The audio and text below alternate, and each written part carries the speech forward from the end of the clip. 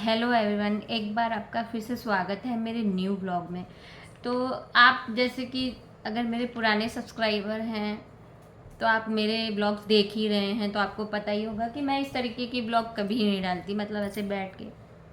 लेकिन मैंने आज ये इसलिए डालना चाहा क्योंकि मेरा मन थोड़ा सा दुखी है, थोड़ा ज़्यादा ही दुखी है, क्योंकि जो केरला का इंसिडेंट हुआ है अभी वायनाड में, वहाँ पे लैंडस्लाइड जो हुआ है उस वजह से मेरा मन दुखी है। क्योंकि मुझे ग्रीनरी बहुत पसंद है, इवन सबको पसंद है, किसे नहीं अच्छी लगती है बारिश, पहाड़, पौधे, पेड़, सबको पसंद है। लेकिन अभी जो सिचुएशन है वहाँ की वो इतनी भयावह है कि हम इमेजिन भी नहीं कर रहे। हम यहाँ पे आज बैठे हैं तो हम नहीं समझ सकते वहाँ की जो परिस्थिति है। तो देखो, ऐसी जो एरियाज़ होते हैं जैसे कि जहाँ पे लैंडस्लाइड ज़्यादा होते हैं, ऐसे एरिया में ना पहली बात तो गवर्नमेंट को मना ही कर देना चाहिए कि यहाँ पे रहना अलाउ नहीं करना चाहिए। चलो ठीक है, गवर्नमेंट ये छोटी छोटी चीज़ें कहाँ ध्यान रखेगी, तो ये चीज़ें अब हमें खुद को ध्यान रखना। सबसे ज़्यादा ज़रूरी काम हमें ये करना है कि हमें सबसे ज़्यादा पेड़ पौधे लगाने हैं। जो पेड़ों की जड़ होती है वो मिट्टी को रोकती है, और जो मिट्टी को रोकेगी तो भूस्खलन जो होता है, जो लैंडस्लाइड जिसे बोलते हैं, वो नहीं होता है। इसके लिए और भी काफ़ी सारी चीज़ें हैं, जैसे कि मैंने उस दिन पढ़ा था, जैसे कि मैंने उस दिन पढ़ा था, हाँ, एक गैब्रियन वॉल और एक सॉइल नेल वॉल और हाँ, रॉकफॉल वॉल करके कुछ तो बताया गया है, जिसे हम यूज़ करके, बैरियर बोलते हैं, जिसे हम यूज़ करके ये चीज़ें, लैंडस्लाइड जैसी चीज़ें रोक सकते हैं। तो वहाँ पे अभी वायनाड का हाल ऐसा है, 48 घंटे हो चुके हैं उस बात को, तो 173 लोग टोटल अभी नहीं रहे। ये एक रफ फिगर है, जिसमें से 225 लोग मिसिंग उनकी रिपोर्ट लिखी है, और कुछ 1600 लोगों को ढूंढ कर पहुंचा दिया गया है उनके घर तक।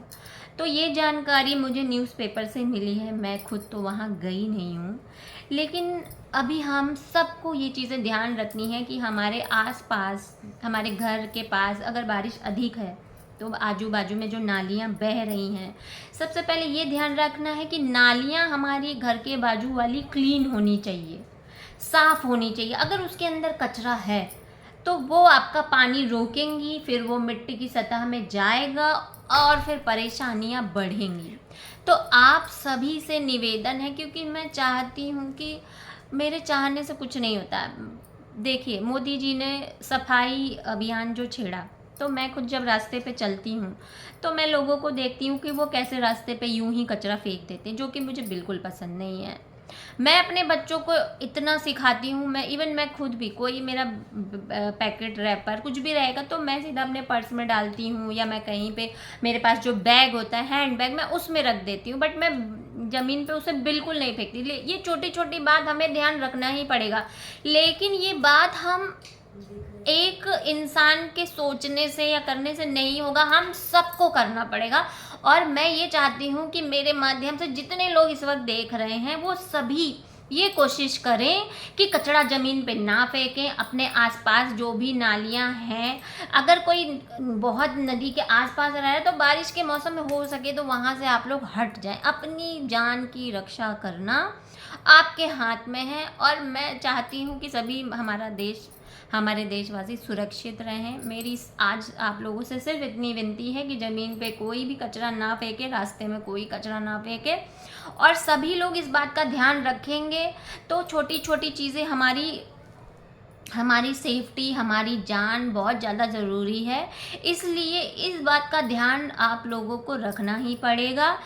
अभी के लिए इस ब्लॉग में इतना ही, फिर मैं आप लोगों से नेक्स्ट ब्लॉग में ज़रूर मिलूँगी, और मैंने जो बातें कही हैं उसे बिल्कुल ध्यान रखिएगा।